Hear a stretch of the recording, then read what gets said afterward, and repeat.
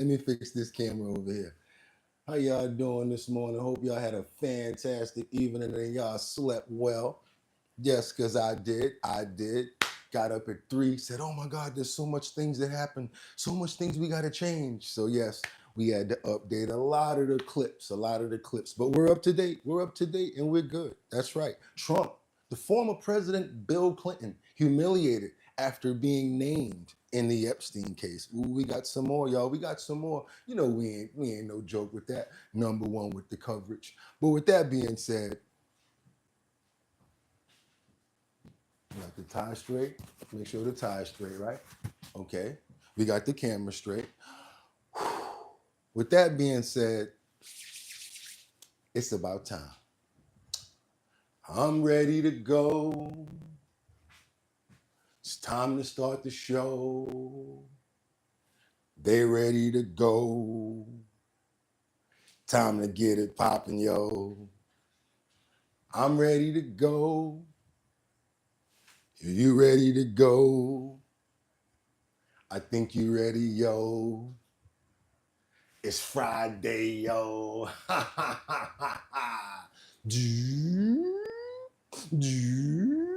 We always wait for a watch. This is hilarious. Come on. You can do it. We want to jam. We're ready to start the show. Let's see if they let you do it this time like he did yesterday. Huh? Oh, maybe another orb. Bling, bling, bling. All right, maybe this direction. Y'all want to try one more time?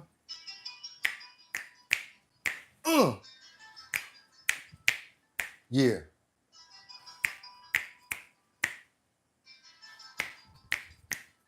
And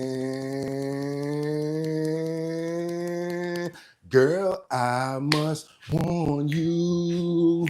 I feel something strange in my mind.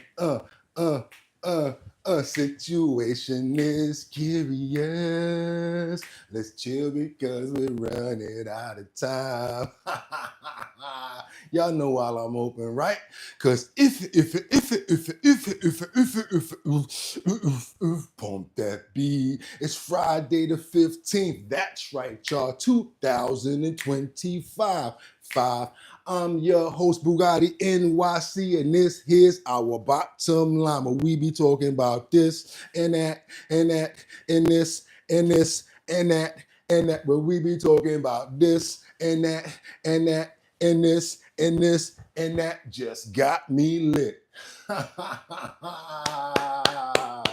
Yes, welcome to our bottom line, our number one show on YouTube from 6 o'clock to the 7 or whatever o'clock hour. That's what we do here. We stack clips. We keep going on with the community to make sure that we stay on point with whatever the clips are about.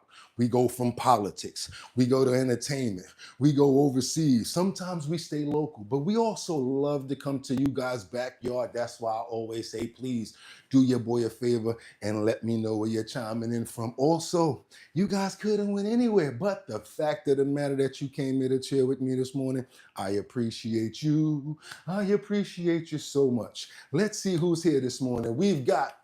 That's right. I see you up in here, girl. We're going to start it off just like that. We got Rebecca Yan Bueno chiming in from Grand Rapids, Michigan. I already see she's got Batty Lynn up in here, and they on the door right now, y'all. Like, how y'all doing? Yeah, they ready. They got their coffee or their tea ready, and they ready to get it on. That's right. What's up, girls? How you ladies doing this morning? Hope y'all had a fantastic evening.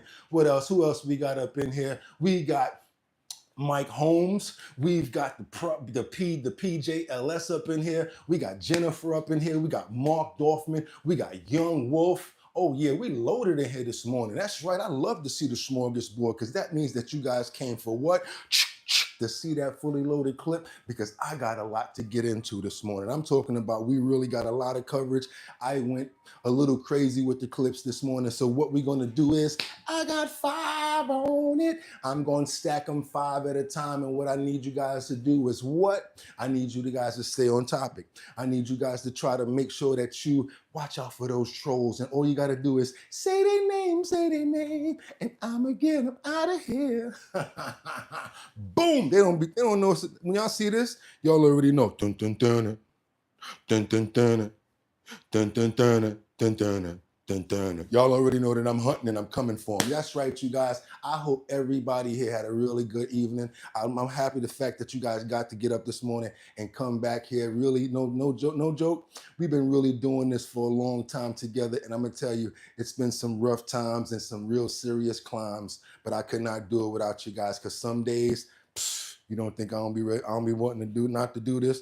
I'd be like, oh no, let me just. But then I'd be like, what would you do if you didn't do the bottom line? You'd be sitting around watching YouTube. You'll be, so you know what? Hell with all that. Let's get into these titles. It's time to get busy. It's your boy Bugatti NYC. It's time to get it cracking this Friday morning. Trump, former President Bill Clinton, humiliated after being named in the Epstein case. Bah, bah, bah, bah, bah.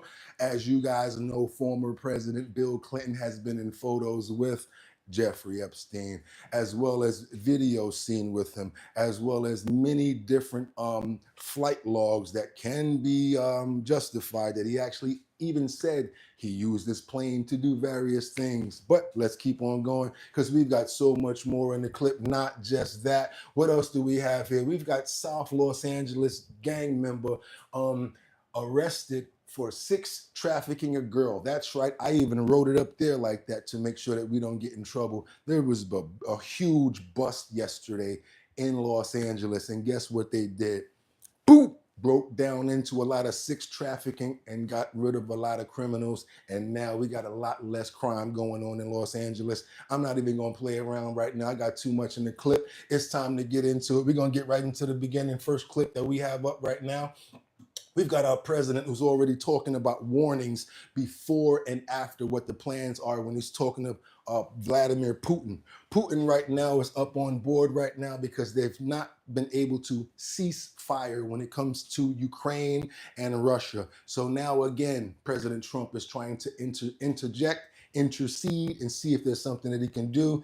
I really don't think that there's much, but it's new and it's news, and we got to get into it, you guys. Let's go. Do me a favor. Like I said, I got 5 on it. I want you guys to try to stay on topic. Also, let me know where you're chiming in from, and let me know what time it is. Happy Friday morning. We made it, y'all. We made it to a Friday once again. President, along with several other European leaders. It comes just 2 days ahead of the president's meeting with Russian President Vladimir Putin on Friday. Our DC Bureau Chief Ben Kennedy is live at the White House with more on what's expected. Ben. Nicole, Calvin, Trump told U.S. allies the goal of this summit is to lock down a plan for a ceasefire. And if that happens, Trump says there will be a second summit right away, but this time with Ukraine at the table. Go ahead, please. At the Kennedy Center today, President Trump faced questions on his upcoming high-stakes meeting with President Vladimir Putin and warned Russia that if they don't cease fire, There will be consequences. Sanctions, tariffs? There will be, I don't have to say, there will be very severe consequences. Russia's refusal to end fighting has frustrated Trump amid the country's continued attacks on heavily populated areas in Ukraine, which will be addressed during his one-on-one with Putin. If the first one goes okay, we'll have a quick second one. I would like to do it almost immediately. But this time with Ukraine's President Zelensky, who was sidelined from Friday's summit in Alaska. Zelensky arrived in Berlin on Wednesday for a virtual summit with European leaders. The second element that was very clearly expressed by President Trump is that the question of Ukrainian territory can and will only be negotiated by the Ukrainian president. The White House has said a peace deal between Russia and Ukraine will likely require the two sides exchanging territory, but Ukraine's leaders outright reject land swapping. Zelensky says that he told Trump Putin is bluffing when it comes to pursuing peace, with hopes the sit-down in Anchorage prioritizes talks of an immediate ceasefire that Vice President J.D. Vance discussed before troops in England today. Check this out, you guys. Like I said, we only take about 2 minutes of content. JD, we appreciate you, but also I really don't believe in Vladimir Putin right now, because for this entire 300 and what? 18 episodes. He's been promising everything. Promises, promises, and you can't keep. You haven't been keeping them, Vladimir. We got to keep on moving forward because now we got a situation where y'all ready for this? Y'all know who I'm talking about when I do this, right? I think you 5-0. I ain't no 5-0. Well, if you ain't 5-0, hit this then. I can feel it.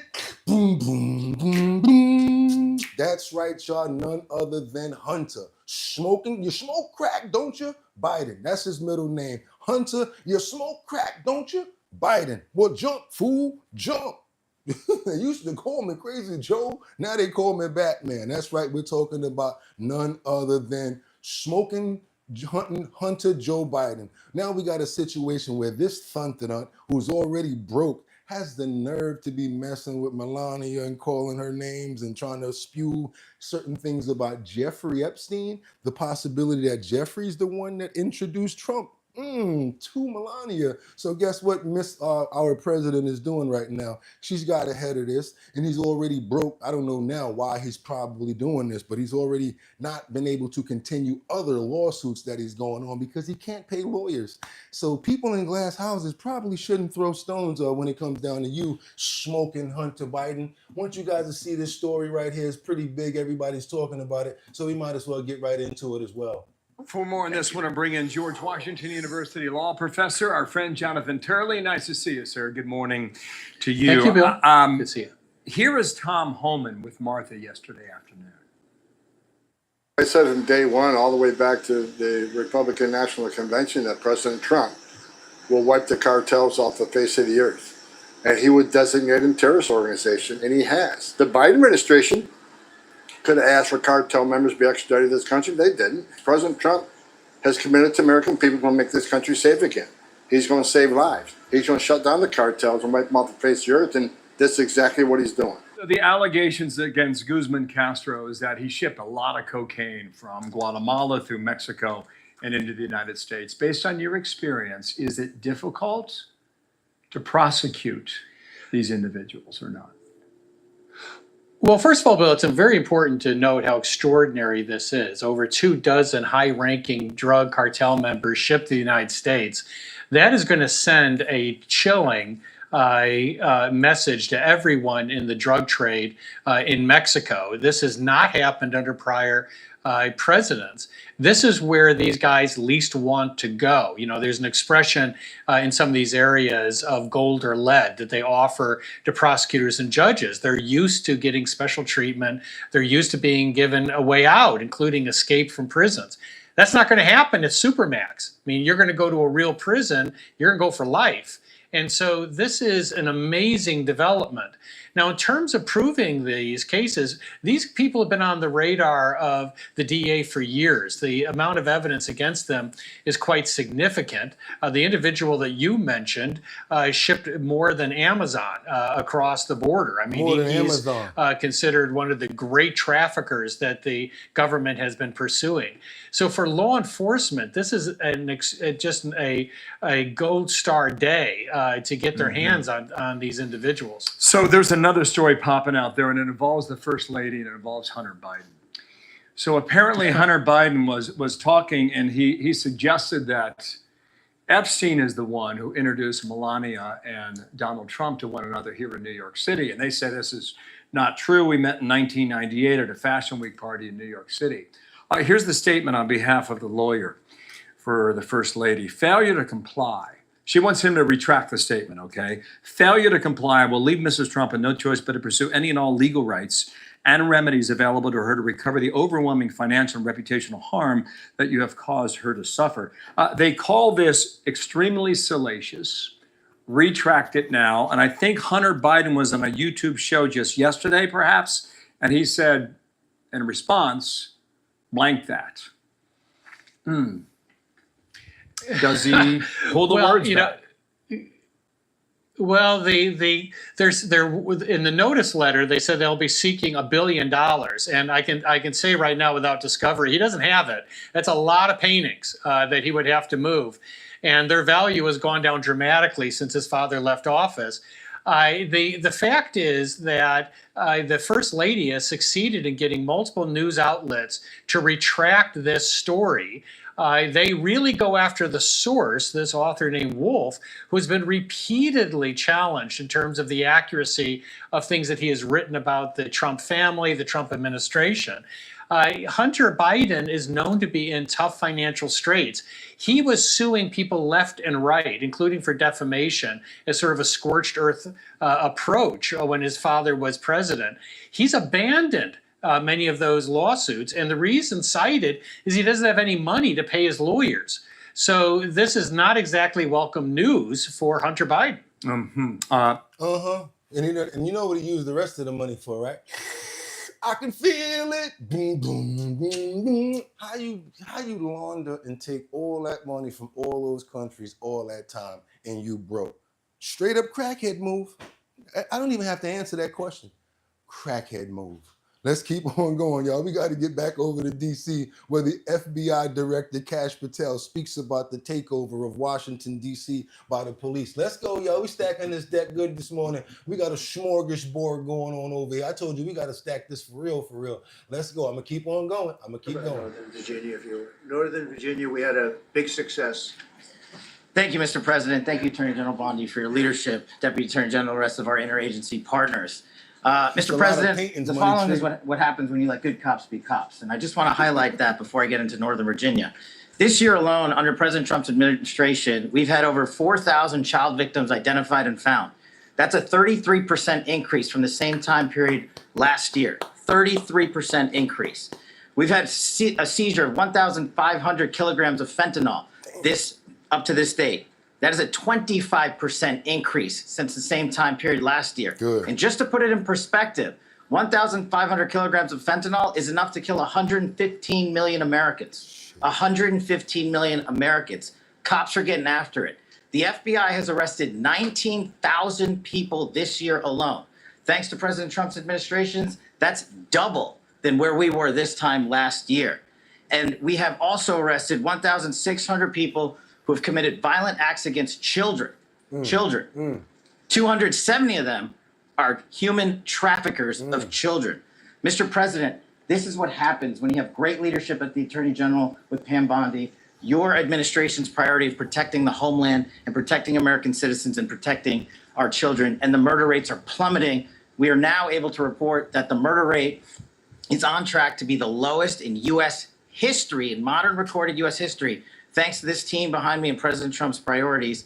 And how do we do it? And what are we going to bring to D.C.? What we did in Northern Virginia, thanks to Terry Cole and Governor Youngkin and the team, we stood up a task force out in my Northern Virginia field office, and we said, let's let good cops be cops. Let's get them the intelligence and what they need, and let's get the red tape out of their way, and let's get DOJ partnered up with us to bring great prosecutions. And that's exactly what we did. In 1 month, we arrested 545 violent felons.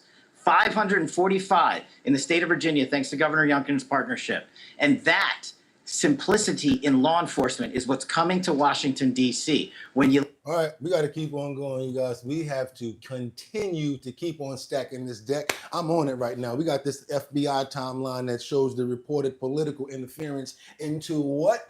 Russia, Russia, Russia. So many people don't like this story. So many people don't want to keep on going forward with it. But I have to because it's news and I'm in. Come on, Hannity. Let's go. All right, President Trump weighing in on that bombshell report from justthenews.com and John Solomon this week right here on this program, writing on Truth Social, quote, just out, irrefutable proof that Adam Shifty Schiff approved a plan to leak classified information to damage Donald Trump.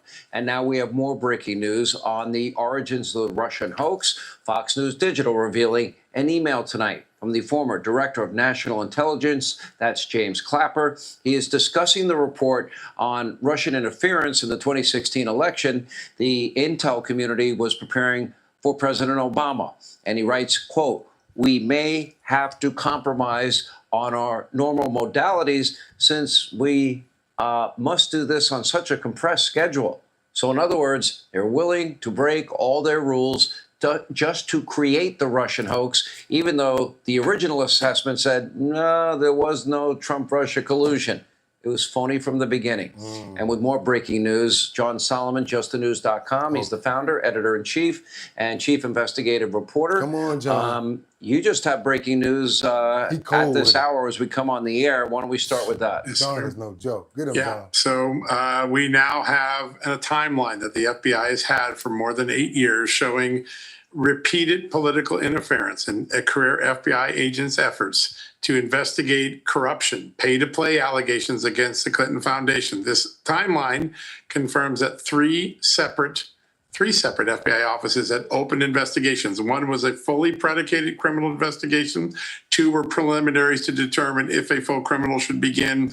In all circumstances, beginning in the summer of 15 as the 2016 election with Hillary Clinton was ramping up through the end of the first year of the Trump presidency, senior Justice Department officials repeatedly thwarted the FBI from investigating. When Donald Trump was chanting "lock her up" on Hillary Clinton, Sally Yates was chanting back to the FBI, "shut it down." She gave them an explicit instruction for the FBI to stop investigating Hillary Clinton. Shut her down. Those are the actual words. We're looking at the documents. We see a lot of blacked out redactions, but you're saying those words. So basically, you remember 2 days ago, we reported, but President Trump was saying that he didn't want to press charges. He's like, that's the sitting president's wife. You know, we're going to let it go. And then they came right back at me. Guess what? They're releasing everything now. It's redacted, but they're releasing everything now. I got one more for you guys, and you guys got to see this. This is back to Washington, where we got Benny Johnson. He's going to describe being killed. No, I can say this. Carjacked. And I don't know if I can say this. His house on fire, as he's having this White House press setting.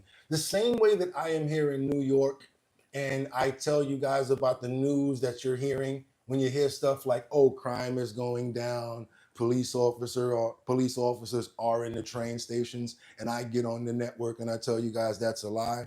Only people that actually live in those places like myself can tell you that and get the truth out of it. So that's why I like this clip right here, because this is someone that's actually in and around government all day. And this happened to him in Washington. I'm happy to get to them, so let's get started. And as always, we'll start with our new media seat, who is our podcast host today, Benny Johnson. Benny, why don't you kick us off, and thanks for being here. Thank you, Caroline. As a DC resident of 15 years, I lived on Capitol Hill. I witnessed so many muggings and so much theft. I lost track. I was carjacked. I have murders on my Ring camera and mass shootings. I witnessed a woman on my block get held up at gunpoint for $20, and my house was set ablaze in an arson with my infant child inside. And so to any reporter that says and lies that DC is a safe place to live and work, let me just say this. Thank you. Thank you for making the city safe, because no parent should have to go through what my family went through, having the fire department rip open their door to save their infant child. So thank you for your work on securing this city. My question to you is this. Nancy Pelosi has attacked the president for deploying the National Guard. It's not me. I'm sure you. Because I knew you guys were going to say, why didn't you let him finish saying that? That's why I wanted you to see my hands, because I remember, I know my clips. I know what we got going on over here. And I'm in the comments right now. Oh, sadly, we had to get rid of somebody that was saying that, do I use the suit for credibility? No, I don't use a suit for credibility. I like dressing like this. I like being professional. If they can do it, why can't I? You can do it too. Put on a suit sometimes. What's wrong with looking good? Is that a question? Keep on going forward. 500 people have died at the hands of the police. Old secret closed. Set the table of making the man. Thank you so much, Willie Wallace. Clothes make the man. Playboy make the clothes. To keep you looking sweet down good from your head down to your toes. Now, I was hearing that when I was a kid, so I'm not that old. Like the Piggly Wiggly song. Come on now, let's keep on moving forward. We got to get over to Chicago. Loved one witnessed a man fatally lose his life while live streaming on Facebook. This one is brand new, just came in yesterday. I do not like this story because I'm tired of seeing people lose their lives. I don't like to see women fighting. I'm just different nowadays. Facebook in South Austin parking lot. Witnesses say that he was talking to a man that followed him to his car and pulled a weapon on him. And he tried to wrestle the weapon away from him, but it didn't work. He actually got a round in his chest, trying to clean that up a little bit because I have to be very careful about how I say it. But for some reason, they don't. Kevin Watson's murder has already been viewed nearly 2 million times on Facebook as he was killed in the middle of his Facebook Live. In that video, you can see him getting out of his car before hearing a single gunshot fired, happening mere blocks away from this police station here in South Austin. Get into it with y'all, because y'all ain't got no respect. What's up, bro? What's up? Kevin Watson's final moments captured on Facebook Live as gunfire rang out in this parking lot Wednesday evening on Madison near LeClaire Avenue in Chicago's South Austin neighborhood. He was choking for breath. He was trying to struggle to breathe. All of it unfolding right after Watson left his cousin's job at this nearby liquor store to begin his Facebook Live in his car. I wouldn't let him walk out the store. I wouldn't let him walk out the store. He's a good man for this community. No matter what he done, he helped people, you know?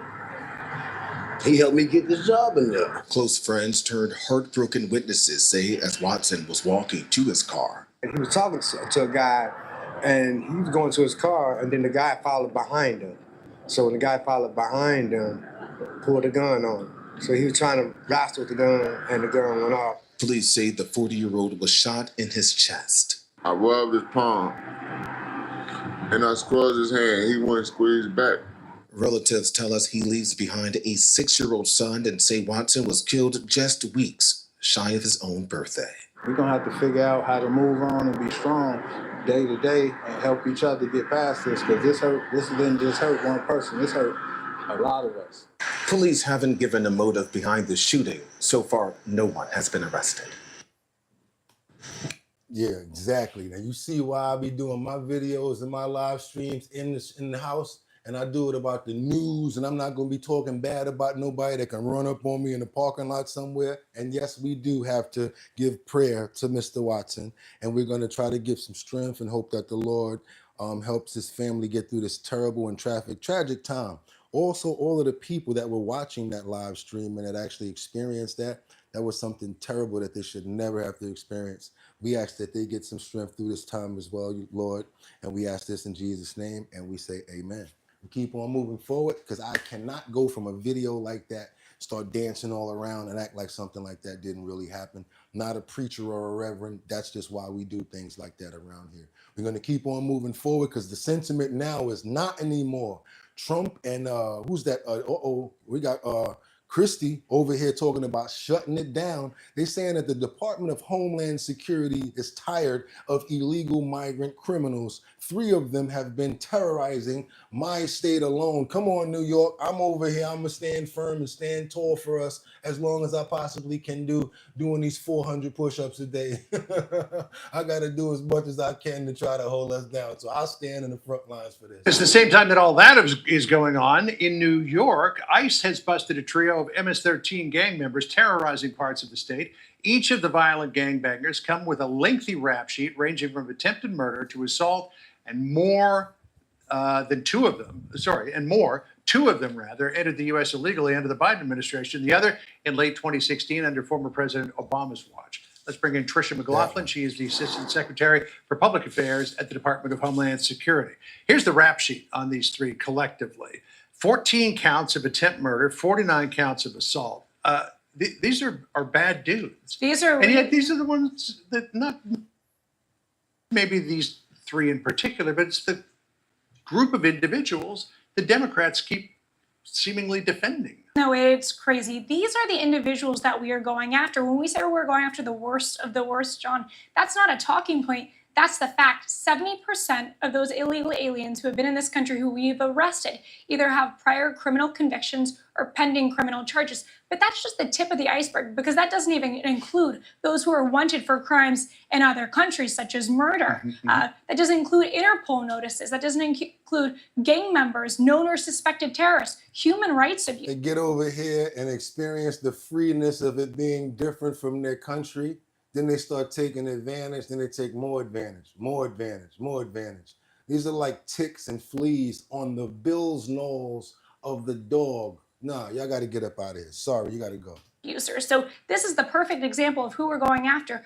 Between the three of them, 14 counts of attempted murder. Those are not people you want to be your neighbors or be living on American streets. Yeah, I remember a couple of weeks ago, maybe 3-4 weeks ago, we had the case of those two, I think it was Omaha, Nebraska, that they were arrested in. One of them had a Interpol red notice against them, and they were still allowed to come into the country. Because what they do is they call those guys right there the crash outs. Those 2 or those 3 guys right there, they'll be down with the Gills names and they'll let them come in. And then any other problems that they having with anybody else, they'll use those guys to crash out because that's what they use for. We call them crash outs or roaches because what happens when you kill a roach, another one comes up. So don't even try to do it. Just get away from the roach area.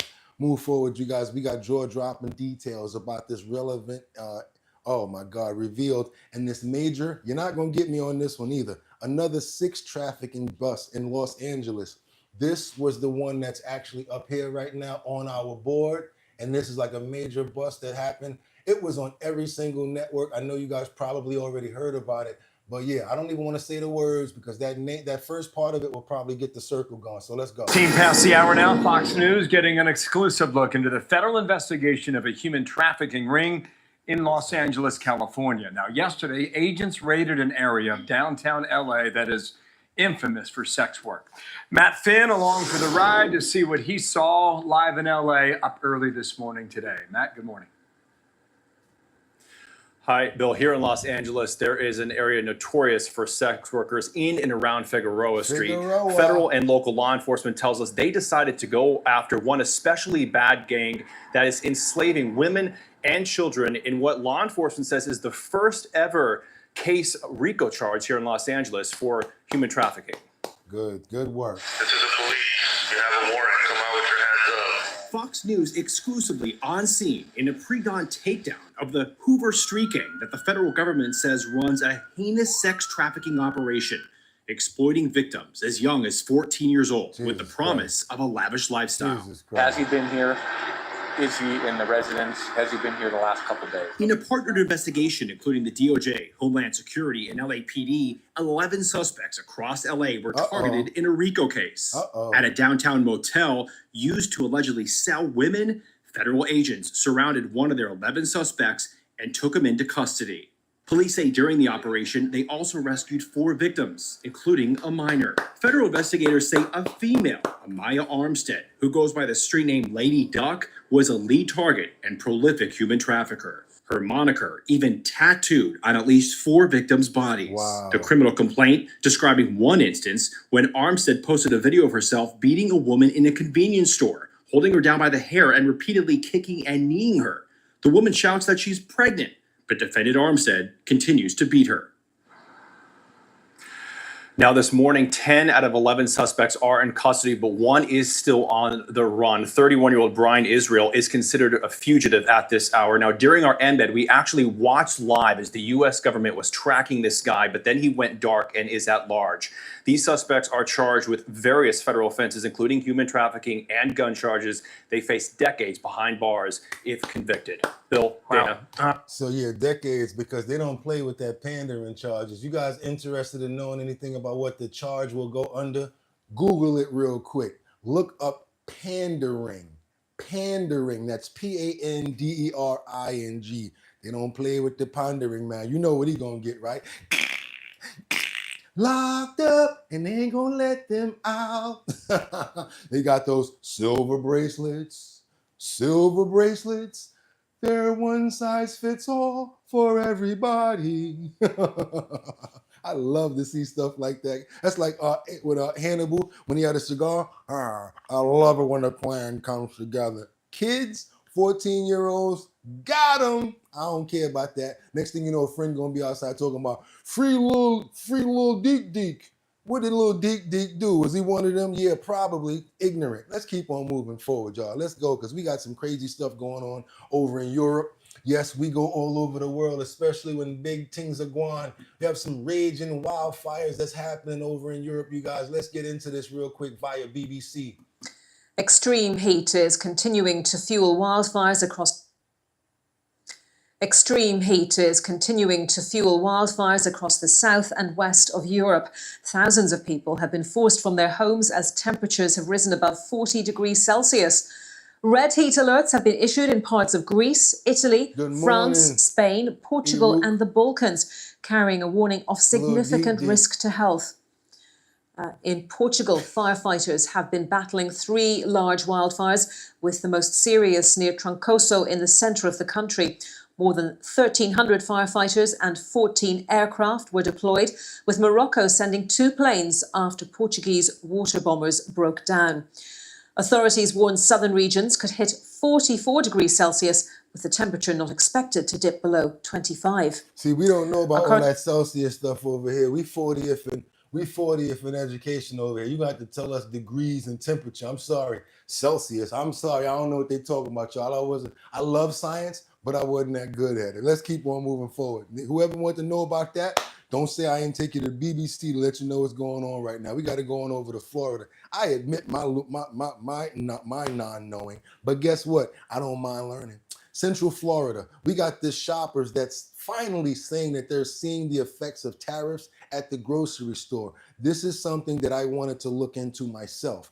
I was going to take that camera right here, this camera right here, and go around to the supermarkets and start picking up stuff, saying, look, are the prices different with this? Are the prices different with this? Because I really don't believe they are. I need you guys to tell me something right now.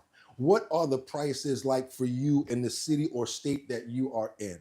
I need to know if the prices are gone up or the prices have gone down. We're going to do the thumbs up. If the prices have gone up, we're going to do the thumbs up. If the prices have gone down, we're going to do the thumbs down. And we're talking about with groceries. Have your prices gone up or have they gone down? Here in New York, everything's going up. Tell me, you guys, because I know different parts of the country, it's going on differently. But groceries are ridiculous. Guys, please let me know what's going on right now. I want to know what it's like for you guys when y'all go to the register and when you guys go buy food. No, this is not a Jamaican jacket. This is actually a wine tuxedo, actually, with some really nice customized edging. So yeah, homeboy, don't even go there. So yeah, I want to know what's going on right now with your supermarket expenses, because in South Florida, it's not changing and things are just ridiculous. Let's stay on point, you guys. Let's go. Rodriguez reporting in Seminole County. There are signs that the most recent tariffs put into place on imported goods could lead to a rise in costs at the grocery store on some of your favorite items like canned goods, fruits, and coffee. Okay, and I can tell you the prices have gone up. Gail Kent tells me she's noticed a steep increase at Everybody checkout. had thumbs up. I saw that. Parmesan cheese. It was $12.99 and now it's $16.99. And she's not the only one seeing the rise, as the high cost of groceries is straining many people's wallets. A recent poll shows 53% of Americans say grocery costs were a, quote, major stress. Well, I think it's really sad for people who really can't afford it. And it could continue to impact consumers, as economists warn the latest round of tariffs might drive up prices even further. Some imports coming from Brazil will now face a 50% tariff, which means we'll likely see some coffee, sugarcane, and meat go up in price. Obviously, it's noticeable on the price difference, but it's kind of hard to say where everything's increasing. But I mean, as far as even the champagne, it's up $1 or $2. So even the champagne. For Zach Stewart, an increase at the register has him reconsidering what he eats day to day. for me, cooking-wise, may not always be the best option anymore if the prices keep going up. I may have to consider eating out more often, just because I live by myself. Aluminum goods from Canada are subject to a 35% tariff, which could mean higher costs for certain drinks and canned goods. They don't understand that tariffs are paid by the consumer, okay? The companies pay it, but then they pass on the costs. And in the beginning of all of this, they were saying, oh, you're not going to feel it. How about we're going to go back to that Hunter Biden clip. I can feel it. Yeah, it's real over there. It's kind of crazy. And our prices in New York, I would have to say, are probably double what they used to be. And I've never had to get so familiar with generic brands that I have now. You guys, I never had to find out what Lucky brand was, and don't buy anything from, what's that one that's really bad? Wish. Oh my God, don't buy nothing from that place at all. Wish, do not contact me trying to get no sponsorship or no advertisement over here, because your products are garbage. Trust me, we're going to keep on moving forward, you guys. Now we got to go over to Benny Johnson. And now he's talking to Carolyn Levin about something that you guys have been asking me about all week. I tried to stay away from it, but just because you guys tried to make me do it, I'm going there. Benny Johnson to Carolyn Levin. Will the president give the Medal of Valor? Is that the Valor? It's the Medal of Freedom to none other than who you guys have been asking about? Big Balls. I didn't ask it. You guys asked it. He's going to respond. It's Friday, y'all. Come on. Quick follow-up to that. Given the heroic actions of a member of this administration just a few blocks from this building, will the president consider giving the Presidential Medal of Freedom to Big Balls? I haven't spoken to him about that, but perhaps it's something he would consider. I'll ask him and get back to you, Benny. Thanks for being here. Gabe. See, he asked the funniest questions. I'm like, nobody else was going to ask that question. Nobody but a podcaster, somebody real like us, right? It's only a podcaster going to go there. He's going to go long in this business. We're going to keep on moving forward. We got to go over to Israel because they're saying that there's aid being blocked to Gaza. Humanitarian agencies say that they have been blocking trucks from entering the area. And I want this to be something with a maraschino cherry on top. This is what they are saying, not me. They are saying this in the news, not Bugatti, not our bottom line platform. We're out here promoting, we're out here letting you guys see what's in the news. Let's get back over. Now, more than 100 foreign humanitarian agencies have accused Israel of continuing to block aid access to Gaza. Life-saving supplies are being prevented from entering the territory. That's despite an Israeli pledge to ease its blockade, which is causing starvation. Many of the aid organisations, including Save the Children and Oxfam, say that Israel hasn't allowed a single one of their trucks into Gaza since March, leaving tons of aid going to waste. Gaza's health ministry says 235 people, including 106 children, have died due to malnutrition. Israel has rejected the accusations, instead blaming Hamas for exploiting the aid. That's despite an internal US government report finding no evidence of that. Terrible situation, you guys. So many people are losing their lives due to something as easy to us as nothing. You know how many people throw away food in certain countries, certain places in our states? How much food is thrown away from restaurants in various places? To see anyone lose their life out of something like starvation and hunger is a terrible situation, no matter what race, color, creed, belief you are. So yes, we pray for these people, and we want the end to come to all negative things like this for all people, all walks of life, no matter what their race, or whatever they are, their religion, no matter what. We ask that in Jesus' name. Amen.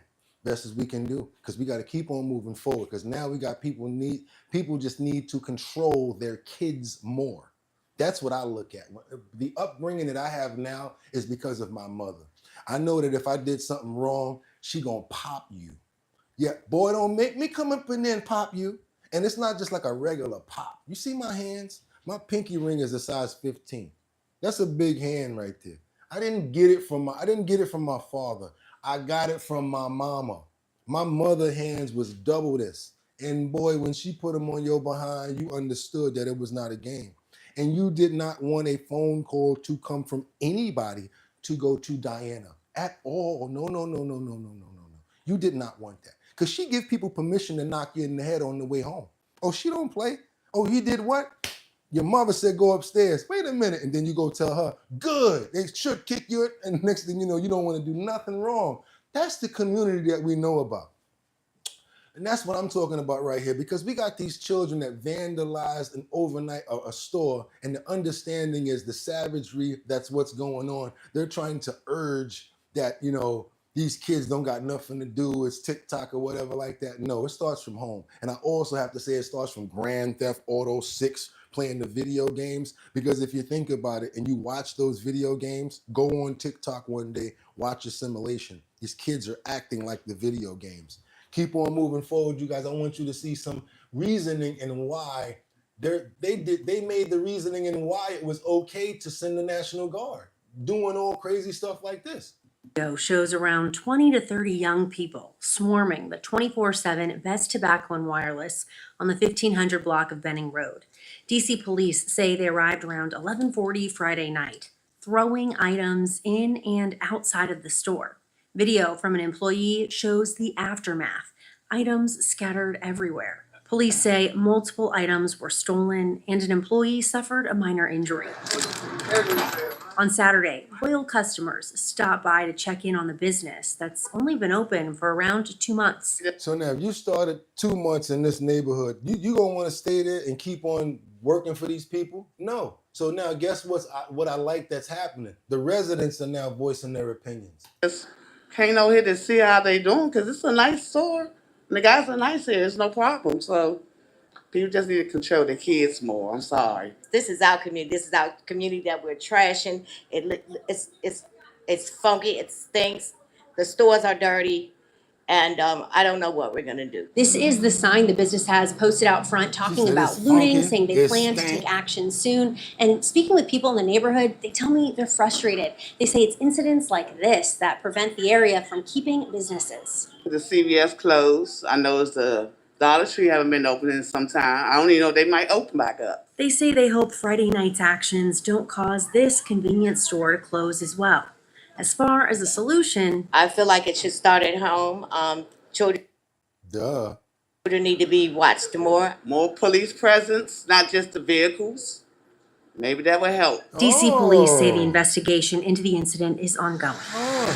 Ongoing. Meanwhile, they already got hit 2 times already. A lot of people ain't gonna put up with this. So we've been here for 2 months. We're not even seeing the ROI yet, and they're already knocking us in the head. That's called a return on our investment. If anything, they got to keep on using their insurance money and talking to companies like, can we get a reorder? Because that box or whatever, or that shipment or whatever, not gonna make people want to stay in your neighborhood doing business, guys. Do me a favor. Y'all appreciate the content. Double tap that screen and get those likes up to show your appreciation for the show's support. That's right, you guys. This is our bottom line, and this is what we do every single day. We're not opinionated. What we do is we come, play various clips, and everybody in those comments right there can say whatever they want to say as long as you try to stay respectful and don't go too crazy. I mean, you can go crazy, but don't play, because the chat ain't no joke. Them co-hosts over there, woo, they will light you up faster than I will. Let's keep on going, you guys, because now we got the teens that are saying that the lockdown and the military presence is contributing to the crime and amongst the children.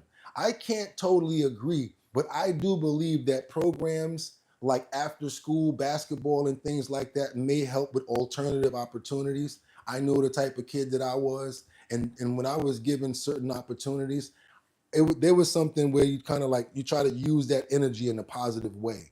And there are ways to do that with let's say like 70% of certain kids, depending on their upbringing. Check this out, you guys, because I do feel that this is important. I think that we need to listen to the children as well, but at the same time, we still have to remember that we're 40th in education, and at some point, not only listening to them, but not paying too much attention to them, because they still are what they call wilding out, not just being such innocent children. Introduced you to a group of teens in the district who shared their thoughts on President Trump's announcement that he was taking control of DC's police department. I do think that this group is a good idea for police as well as for communities to understand children, though. They should do more of these. Tonight, News 4's Dominique Moody is sharing more of his conversation with those teens. What they say is contributing to the large gatherings of young people and the impact recent events are having on their mental health.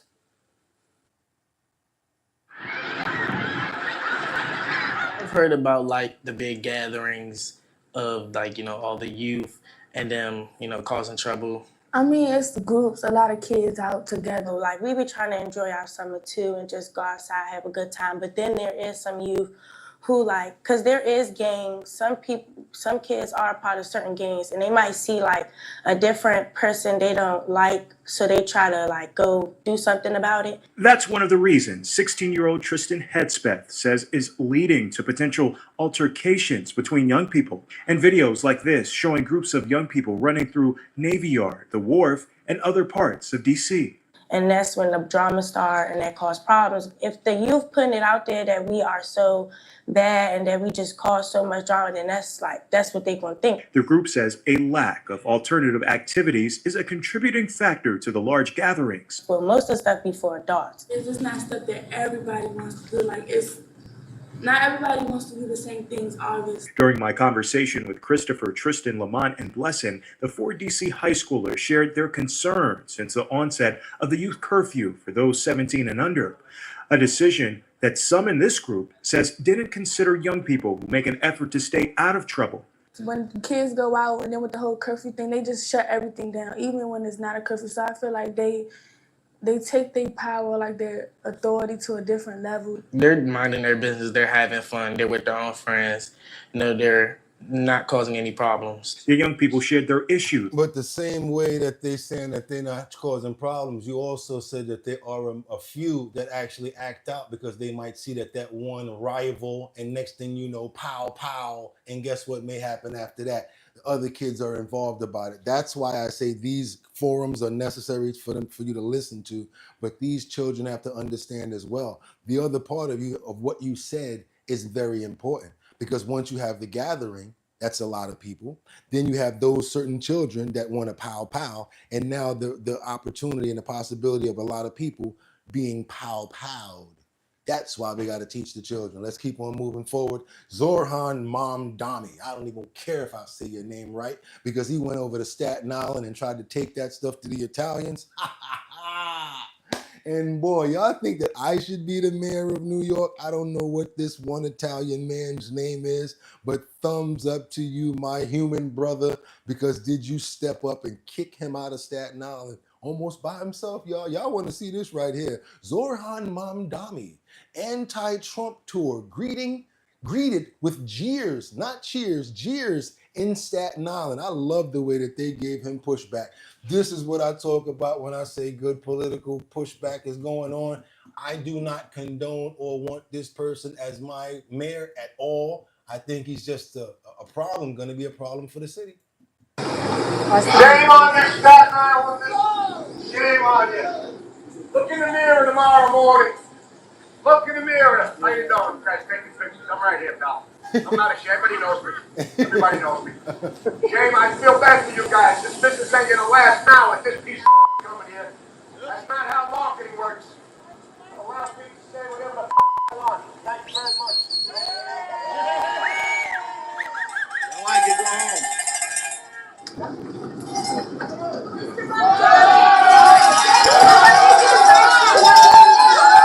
Watch this. Watch this.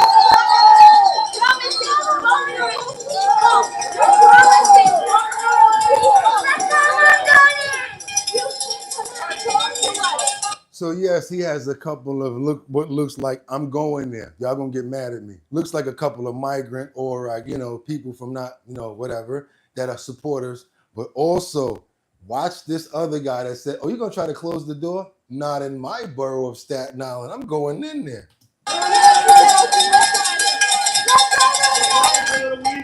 Where is he? I'd like to say let's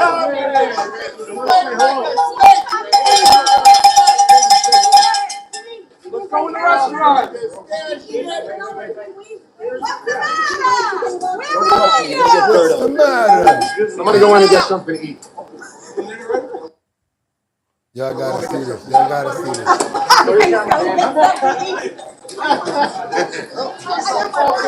This is just like my friends, the Italians. My Italian friends are just like this. Oh.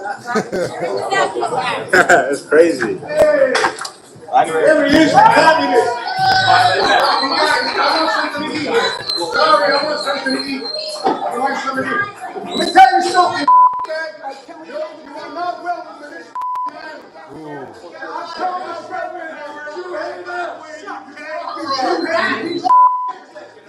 don't touch me, lady. Don't touch me. Free speech right here. Don't touch me. Mr. Mamdani. Hey, Mr. Mamdani, can I talk to you? This is my island. You're not welcome here. You. Excuse me. You hate Jews. You hate this country. You hate this island.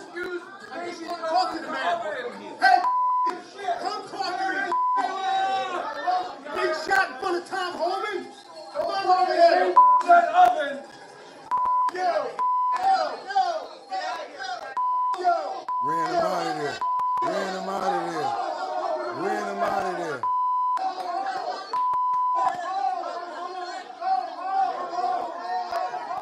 Yeah, ran him out of there. That's how you do it. That's who should be the mayor. That's right. I'm for every single part of it. I don't care what none of y'all got to say. I think there's gonna be major problems if homeboy wound up being the mayor. Whatever. Let's keep on moving. Whoa, is that crazy? That's who I think should run against him for mayor right there. I don't know who he is. I'm gonna try to see if I can interview homeboy. Let's get over to this DNA breakthrough help. It helps us find accused Arizona reals napist. I can't say that. I can't say that word. I can say serial, but I can't say the other word, the reals napist. Let me tell you something about DNA evidence. Sometimes when you use it the right way, it's beautiful. Let's get into this story that couldn't have any other solution but DNA evidence. Great story. Let's go. 7 years, police believe a serial rapist responsible for terrorizing young women in the Phoenix area is behind bars. They had his DNA for years, but never had a successful match until now, thanks to a case from 1994 out of California. That one case was able to solve these 4 cases. Police say this man, 54-year-old Abraham Ramirez, raped 4 women in the valley from 1998 to 2013. Certainly there was a lot of work from our partners at the crime lab that was done over the course of many years. Court documents show each case in the valley unfolded similarly. Ramirez would approach young women ages 17 to 20, asking them if they wanted a ride. If they declined, he might point a weapon at them, ordering them to get in his car. Once inside, he would punch them, often in the face, then force sex. Rape kits gathered forensic evidence from the victims. Officers say they knew these 4 cases were connected, but the National DNA Database is a really powerful tool. And if somebody hasn't been convicted or arrested of a crime, then they're not in the system as an offender. Okay. Evidence was entered into the system and nothing came up. All it took was another jurisdiction to put in one of their cases, and theirs happened to have a suspect. Police say it wasn't until a federal grant allowed California to send evidence from a 1994 cold case to a national database. As soon as that happened, the case linked Ramirez to the 4 cases in Phoenix. Good. We're told victims finally have closure. Good. One was extremely emotional. Another one was very adamant about justice. Officers tell me because of the large gaps of time where the suspect was seemingly inactive, they are also searching other unsolved cases where his MO or DNA could be a fit. Yeah, that's what I'm talking about. What y'all think about that cold case information and that DNA really being something that was majorly effective? A lot of people, okay, we're going to keep on moving forward. Angels among us says no money, but if you get this attention, he'll block them. Yeah, I ain't worrying about no money because people are cheap. I can't even front. I got to. Woo! I don't be getting no money up in here. If you see me get money, boy, it's going to be an issue. Maybe once Harley, I ain't see why y'all start me about money. Come on now. Y'all know I got to work 3 jobs. Man, if I work 3 jobs for getting money, man, I'll make money off of this. You know why? Because of the clips. They do not pay us good. You go look. We don't get paid good over here. Even though we're the #1 show, that's fine. I want to take my demographic and my people. Maybe I'll start doing videos and things like that where we can actually earn.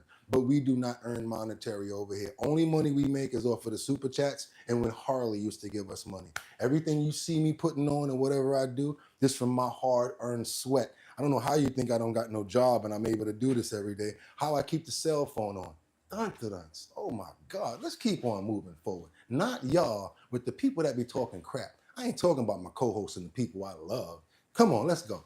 Let's get on into this Epstein information. New information, new names emerged in the Jeffrey Epstein case. You guys are seeing different people that you probably didn't hear about before, like the, what's that, Ben Solomon.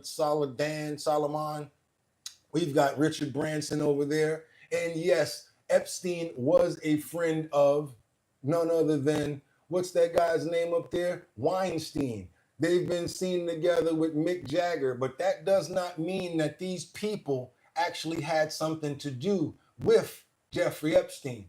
And somebody that called out Trump a few months ago, that I was looking for this clip for a very long time, And then I found it yesterday, so I thought it would be only right. Because I do remember when Trump and Elon had a problem, Elon was talking crap about Trump, and he said that Trump was cool with Epstein.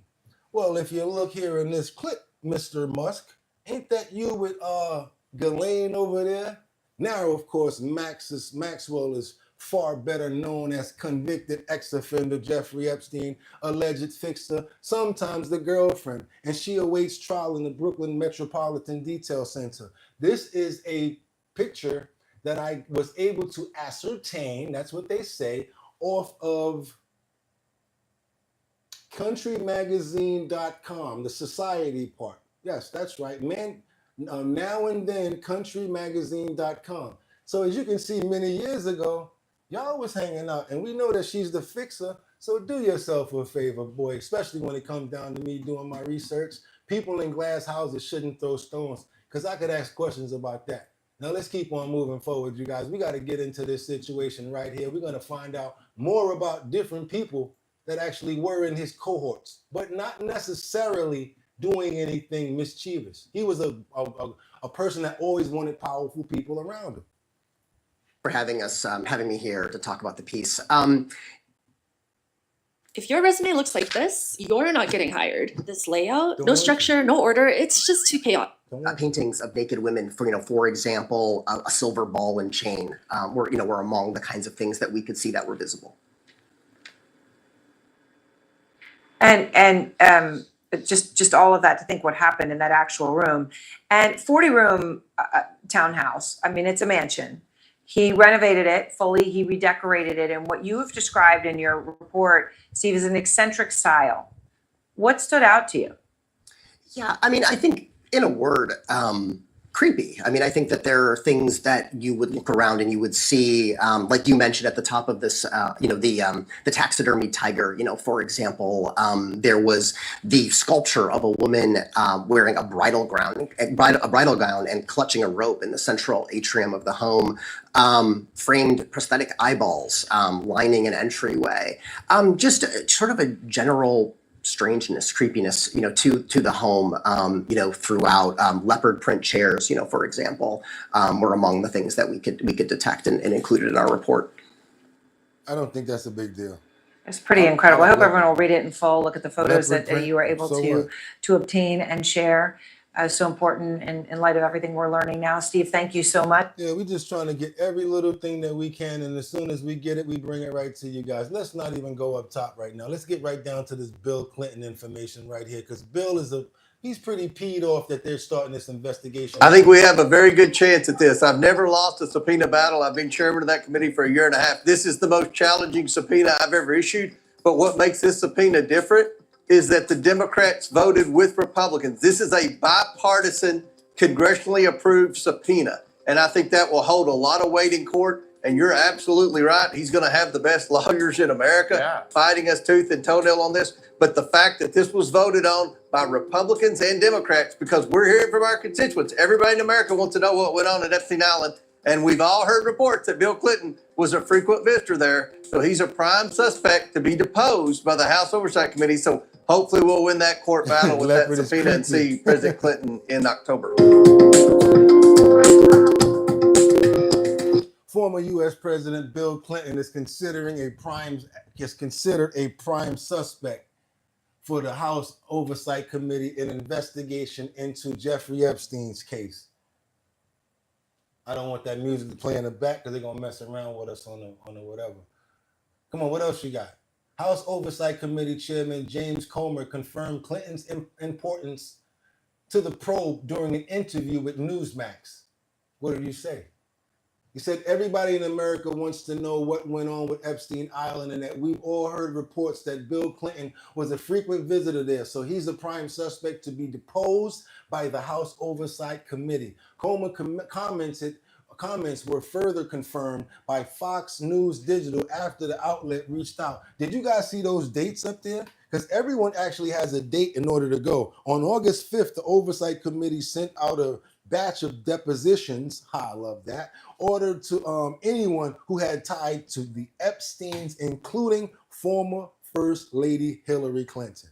Uh-oh, it's going down, you guys. Each and every one of these individuals have a court date that's already set. Let me shoot back to that right there so that you guys can actually see that that's actually something that's in the works already. So everyone already has their court dates set up for their depositions, each and every individual here. We got Bill Clinton, we got Hillary, we got Merrick Garland, James Comer, William Barr, Jeff Sessions, Robert Mueller, Loretta Lynch, Eric Holder, Alberto. And they span all the way from August, September to October. We're going to see what we can get out of this, but we all here at the bottom line, our bottom line, we are assuming that we're going to hear that what those famous words that we're used to hearing is we're going to plead the 1, 2, 3, 4, 5th. They're going to plead the 5th. If they get up there and plead the 5th, y'all know that they're guilty or something, huh? Let's keep on moving forward. We got a little bit more Prince Andrew information about how he launches a foul tirade and disrespectful tirade as people are trying to take care of him. Let's say, i.e., his maids, people who are his groundskeepers. Like, for instance, one day he was supposed to ride about a mile over in order to get into a entranceway. He decided to crash through the gates. I guess this is a clip and information about how his temperament is and the type of person that Prince Andrew actually is.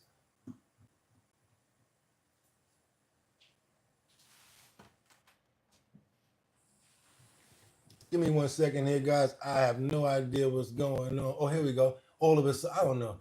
Sometimes computers do crazy stuff. How the audio go all the way down on the computer like that? Let's go. Come on, let's get that back started again. Don't play with your mind. Let's go.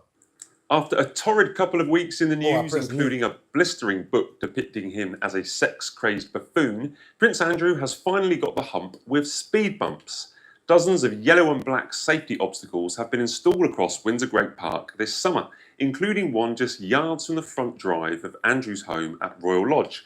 Now, how do we know Andrew has the hump? Well, and you'll have to excuse my language, but last week, while riding his horse around the 5,000-acre park, he spotted a workman hard at work installing a speed bump. Peering down from his high horse, the Duke said, "What the F are you doing now?"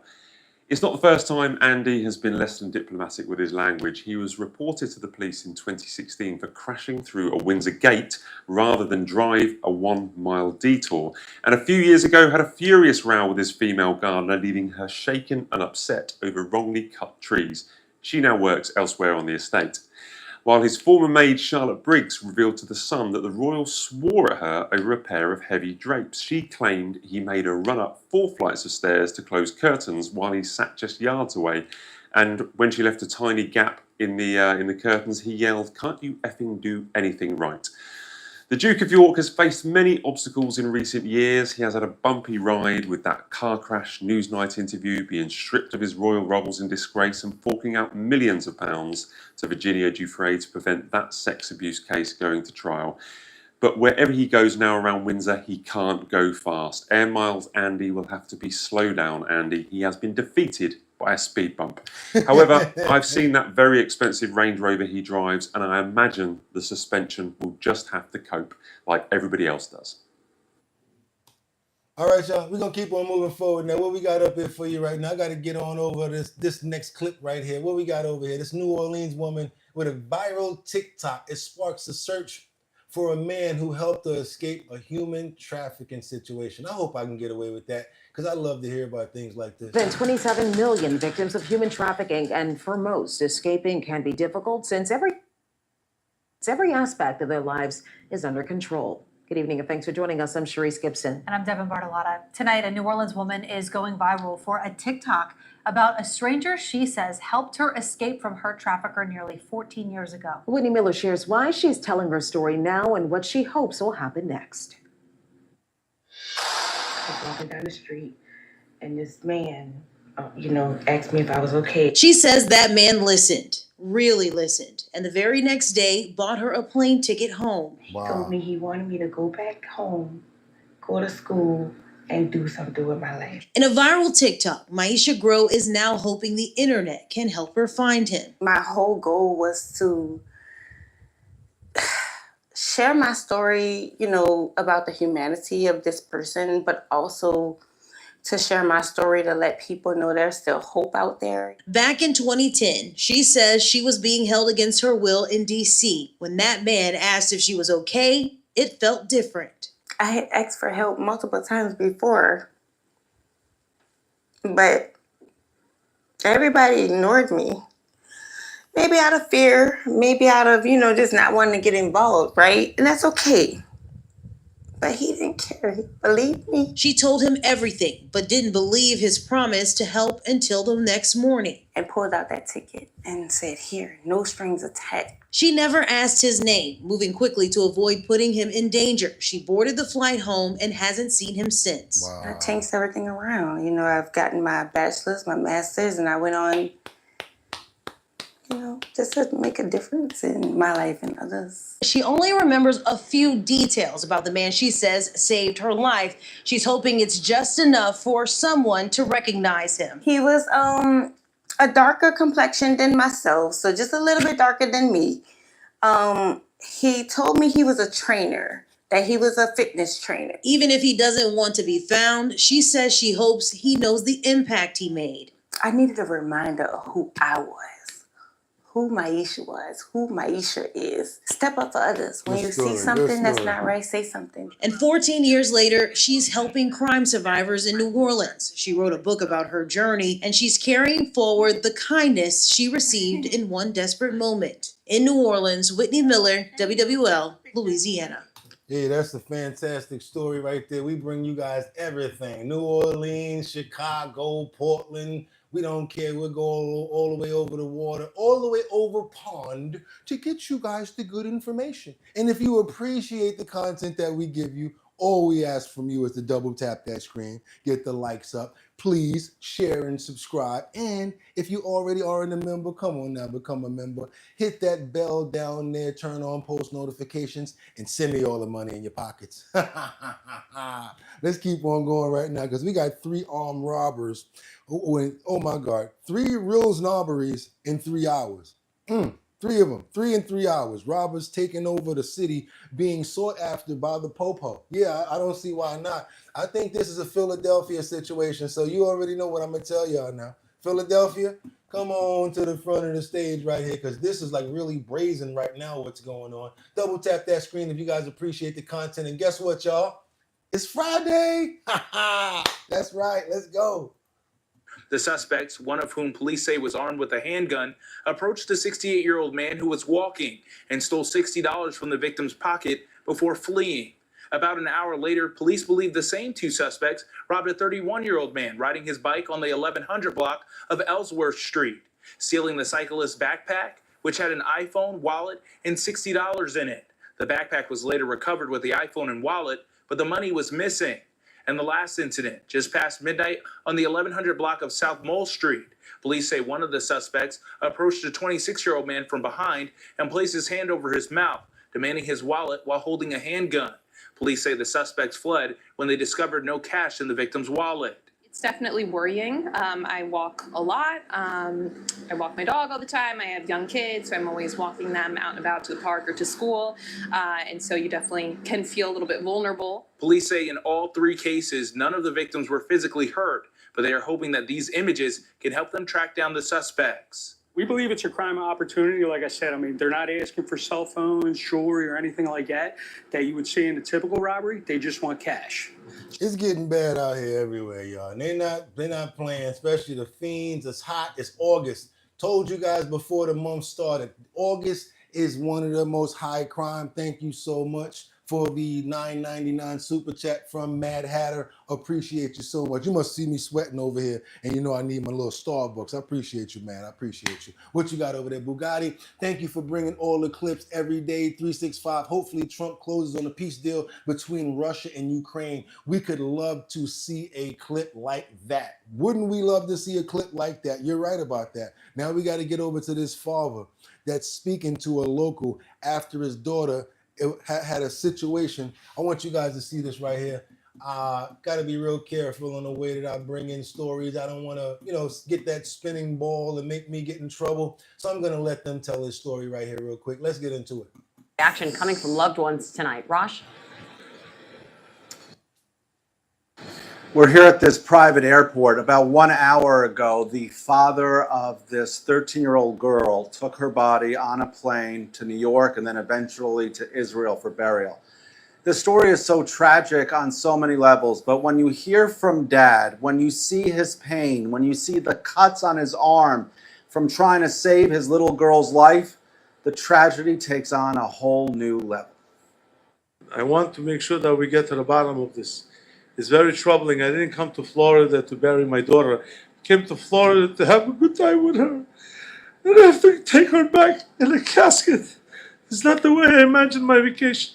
Rabbi Shlomo Nisanoff is on his way to Israel to bury his 13-year-old daughter, Rachel. Rabbi, how does this happen? Did they make them take a course or anything? Did they know about the... I have no idea. We didn't sign no paperwork. We didn't sign nothing. Supposedly, my older daughter took some course. I didn't see no paperwork. I don't know what happened. Rachel and her older sister were on a personal watercraft. The parents were behind them.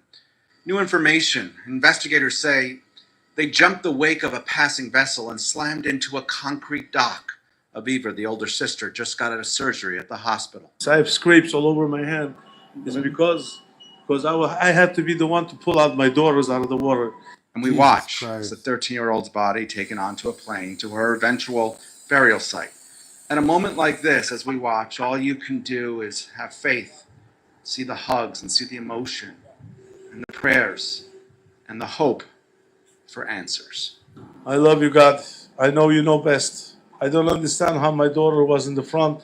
She came out mostly unscratched, and my daughter who was in the back ended up being all the way under the pier. What can we say? I don't wish this to anyone, and I wish the community coming together at a time like this. I don't want to wish this to nobody. Parents are not supposed to bury the children. Children are supposed to bury their parents. I'm so sorry you had to witness this. Yeah, he actually saw it happen because they were behind him when it happened. So yeah, guys, terrible, tragic story. Again, I don't care about race. I don't care about religion. Don't care about anything like that. I care about people. That's why we made this show, for situations like that, so you guys can know what's going on. Do me a favor. Let's pray for him, as well as his family, as well as everyone that was affected by this tragic tragedy event. And we're going to try to give him some strength and some peace in resolving this event. We ask this in Jesus' name, our God's name. Amen. Keep on moving forward, you guys. Los Angeles, an unruly passenger was drunk and belligerent on a plane. Starts calling people the N-word, walking up and down the aisles and verbally abusing everybody until passenger 17. Passenger 17 looks like a linebacker. Got up and picked this guy up like a rag doll. You guys want to laugh. You guys want to smile. You want to get those good feelings in your stomach right now. This is the time to do it. I can't wait to give you guys that feeling after some tragic story like that. I want you guys to see this man get ragdoll. Man didn't even have to put his hands on him. But the way that he subdued him, let him know I should probably shut up. Check this out. Passenger who forced a flight from Virginia to LAX to be diverted to Grand Junction, Colorado. Now, he forced the flight to be diverted because he was drunk, unruly, and going crazy. I want to make sure the audio is up. Let's go. Tonight, that flight finally touching down at LAX, and the passengers with quite a story to tell. Eyewitness News reporter Jory Rand joining us live from LAX after speaking with some of them. Jory. It was quite an ordeal today, Mark. That plane left Norfolk, Virginia about 9:15 East Coast time this morning. Those passengers got to the airport about 2 hours earlier, probably left for the airport about an hour before that. Add it all together, that's about 3:15 a.m. West Coast time, and they finally touched down here tonight. An unruly passenger aboard a Breeze Airways flight this morning from Norfolk, Virginia to LAX caused such a scene that passengers had to step in to help subdue him, and the plane had to divert to Grand Junction, Colorado. They're calling it a level 4 disturbance now. They said they had him restrained, he broke out, and there's passengers holding him down there. The airline had to call in a new flight crew to finish the flight, so tonight, almost 8 hours after their scheduled arrival, these weary travelers finally arrived in LA. Jory, why am I here after 7:45? I'm gonna tell you why. This Tony Hawk wannabe from Outer Banks, North Carolina, with his skateboard, had too many Bloody Marys this morning. That passenger was heard using racist slurs and refusing to cooperate. He's using racial slurs. He's in people's faces. F-bombs and N-bombs. It's just stuff, all saying a lot of stuff. I didn't expect like racism to be like, I didn't think it would be so open about it. Just like to be yelling stuff on the plane like that with kids around. I was like, wow, that's low-key very, very crazy. When a flight attendant asked for help, this man, fellow passengers called the linebacker in 17C, stepped in to help. And he just like got up and just sat him down in the seat like a little kid. Thank God for linebacker 17C because he really saved the day. My son was on there and there was other kids on there. And so I just have to, sit him down. Sometimes heroes can be camera shy too. Once I heard the flight attendant say, "Can somebody help me?" It was like I just saw black almost, and I just grabbed him and set him down. The man was taken off the plane by police to both cheers and boos. And now these passengers have quite a Hollywood tale to tell. That was crazy. I didn't expect that to happen. Like, you never really think that would happen to you until it happens. It's like a movie thing, you know? Like, wow. Did you see how he got ragdolled? I know we got trolls in the comments, you guys. I see them in there. I don't know what's going on with you with these music notes over there, but you know what's about to happen because we don't play up in here. You guys, your fun will be short-lived. This is about to go down. We got to get this wild brawl going on between the Carnival Cruise and the passengers. They were disembarking, and boy, did they get it in.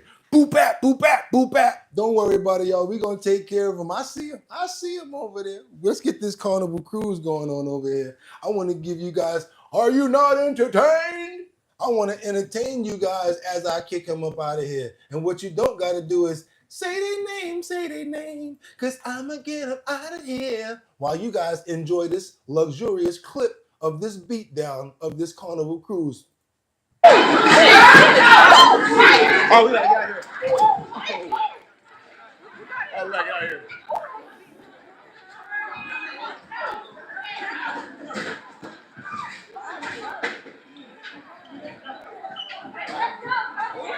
Oh, they going crazy.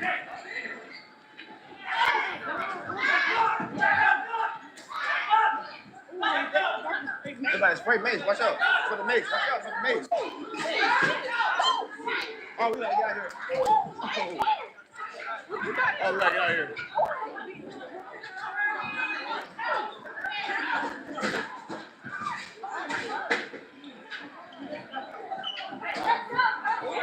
Oh, they going crazy.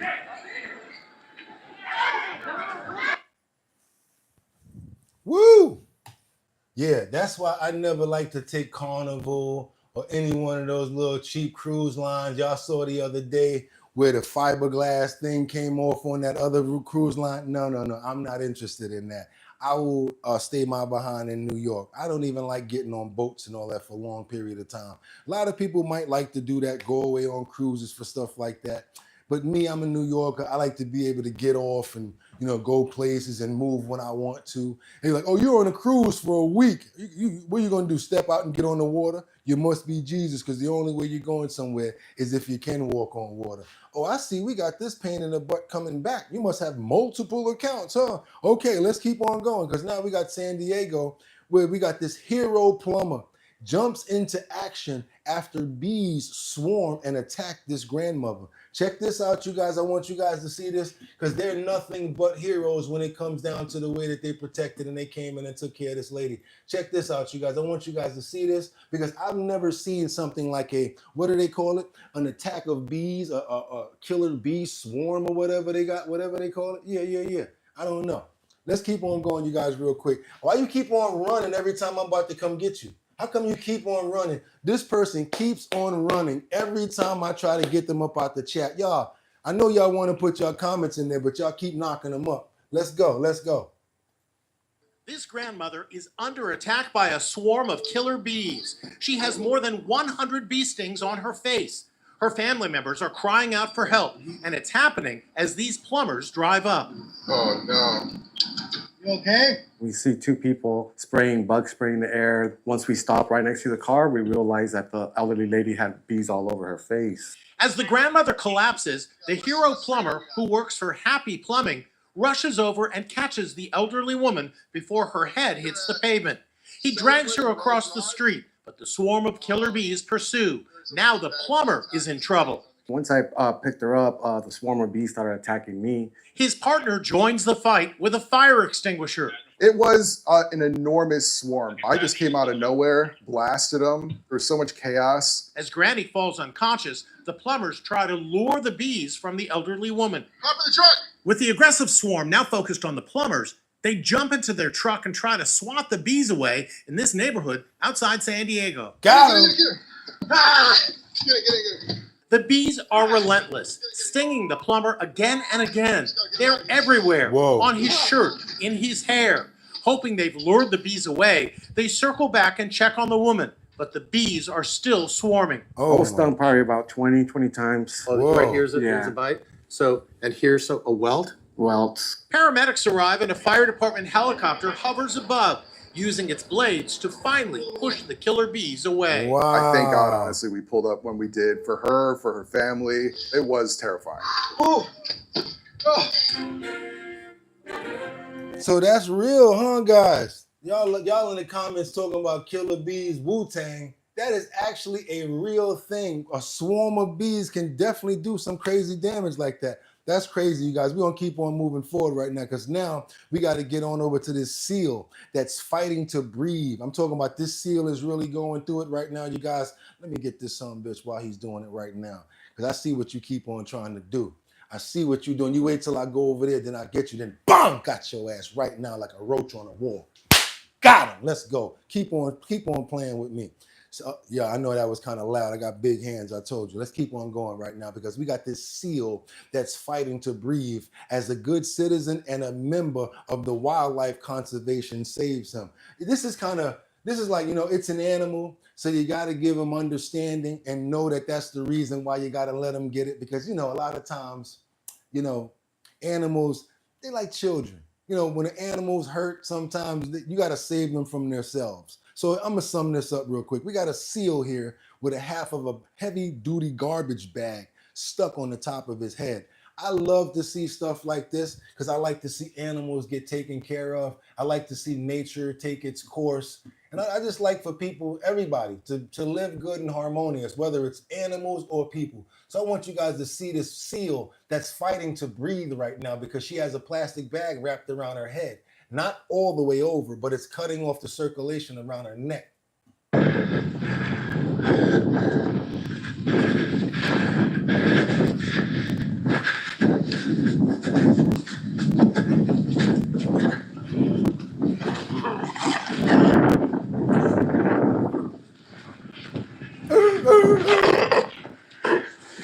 Trying to protect herself. Go.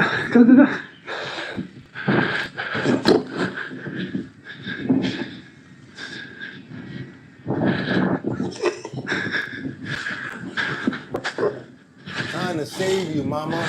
Trying to help You're really gonna make me do this. You're really gonna make me Don't do I this. have to put you in the net?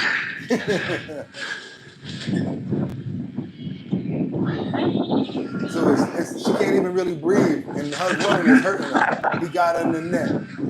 He got her. I love stuff like this. You're a lot angrier than you absolutely need to be. Especially on a Monday morning, when your day is just going to get so much better. The entanglement must have prevented the seal to breathe fully and create a drag in the water while swimming.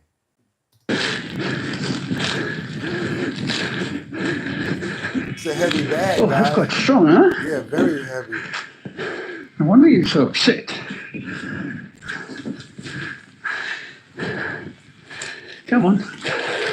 Let's get this off you so you can carry on to seal ways. Wow, that's strong. That's not going to come on its own. Tight.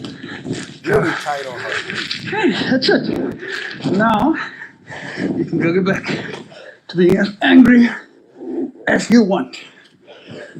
Off you go. There. Pretend. The pup needs a few seconds to reorientate himself. We done? You're not done. You still want revenge. He said, you want revenge.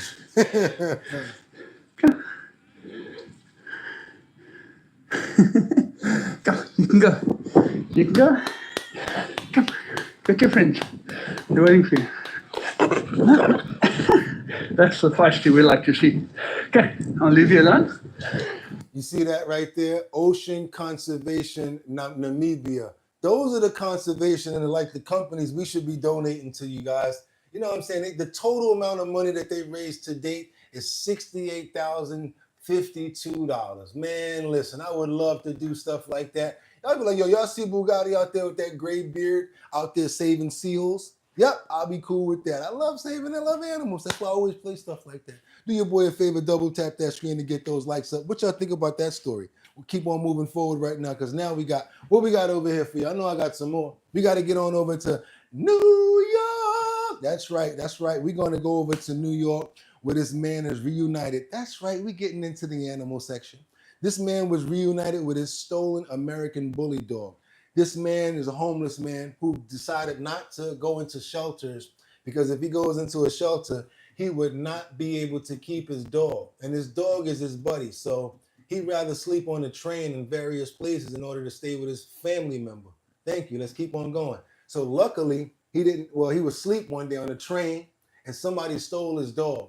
4 days went by. He never thought he was going to get him again until all of a sudden the 44th precinct called him and said they found him. To a story you'll only see right here on Pix 11, a happy ending for a Bronx man who says his best friend was stolen while he slept on a train. Yeah, so police are releasing this image of the man they believe took the dog off his leash, and now almost a week of searching for the 2-year-old named Rock. Police say someone left him at the 44th Precinct Station House. Pix 11's Nicole Johnson was there for the reunion. Come right here. Come here, baby. A heartfelt reunion filled with the relief and the love between a man and his best friend. In this case, his family. Pix 11 News, the only camera outside of the 44th Precinct Station House, the moment Charles Williams laid eyes on Rock. Who's my Rock? That's right. That's right. For days the two were apart, Rock was taken right off of his leash, while his owner Williams slept on a northbound D train. When he woke up, Rock was gone. My anxiety was up. I suffer from depression, so I was very depressed. Police say this man seen on surveillance video is the dog napper. Sources say Rock, an American bully, could have been targeted because of his value, how much he could be sold for. After a citywide search for the dog, Thursday morning, apparently someone left Rock right in front of the precinct and took off.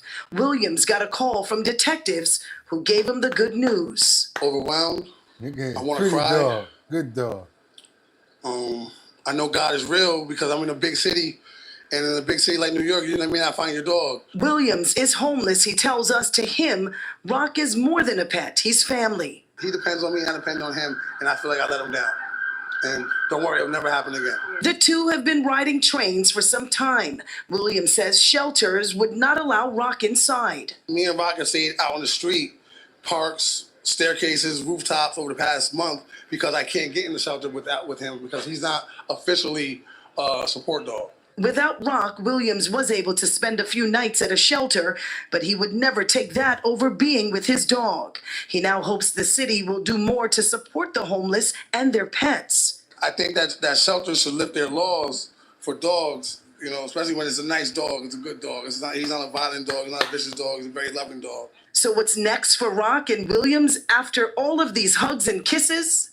Go get him something to eat. I don't know if he ate anything yet. So we're gonna go have lunch. And then I'm gonna take him to go see my daughter and see my grandson. People are worried about him. Police are still trying to find that dog napper. You saw him in the piece. If you have any information on his whereabouts, call Crime Stoppers. The number's right there. It's Yeah, because he's still gonna be charged because that's grand theft. Anything over $500, I think, yeah, that dog is worth way more than $500, and that's the reason why. If you notice in the beginning, that was the reason why he probably took him, to try to resell him again. You guys do me a favor. This is for you as well. If you're trying to make some money, That's right. Hit that link in the description and you go ahead and fill out a survey. Today, we have up to $650 in surveys. You guys will make some money and I'm going to make some moolah too. Also, if you got a business, you might be a mobile barber, a traveling flutist. I don't know what you do. We want to help you guys get your business more notoriety. How do we do that? You guys send over your promotions over to bridgethisllc@gmail.com. bridgethisllc@gmail.com has to be in the 1080 by 1080 circle or whatever that square is that makes a 1080. This way it can fit in the post area. I tried to put a regular photo up in there and they was like, it's not 1080 by 1080. It's not going to fit. Part of the advertisement will fit, the other part won't. So it's got to be 1080 by 1080. So I just started making them 1080 by 1080 and they always fit. So if you trying to help out you guys to get some promotion out there. Also, if you haven't subscribed to the channel yet, thank you. Everybody that's giving up $3.99 right now. We appreciate every single donation. We appreciate every single super chat. Again, you might think so, but we do not make a lot of money on the channel, probably because we use the clips, but we don't care because we going to keep on using them because y'all like it, I like it, and we going to figure all that money stuff out later. But yes, you guys like to donate by super chat, by Cash App. My Cash App is $BOOGOTTICASH, BOOGOTTI cash, or Bugatti NYC, either one of those. But also, you know what we're doing right now, right? We almost there. We're very close to doing what? The Show Your Talent search. I've only got 3 more days to announce my locations in Brooklyn. That's right, the Show Your Talent search, where you, if you want to show your talent, you pull up on the location, you show us what you do, and boom, you could make $250 in Manhattan, Bronx, Brooklyn, Queens, and Staten Island. That's right. Once we finish and we do our grand finale, we're going to have one location in Manhattan where one person can make $1,000. That's going to be on top of the $250 that you already made at the location, just so you guys know. So that's what I want you guys to do. I'm going to be the host of that event, and you guys, it's sponsored by Big Drip Hard Punch. If you want to be a part of the talent show, all you got to do is go on over to drinkbigdrip.com, join the mailing list, and boom, we're going to send you the location where the event is at. Thank you so much, Merc336. Merc, ain't see you in a while, but you've been here for a while. You've been here since we started. Guess what I want to say to you?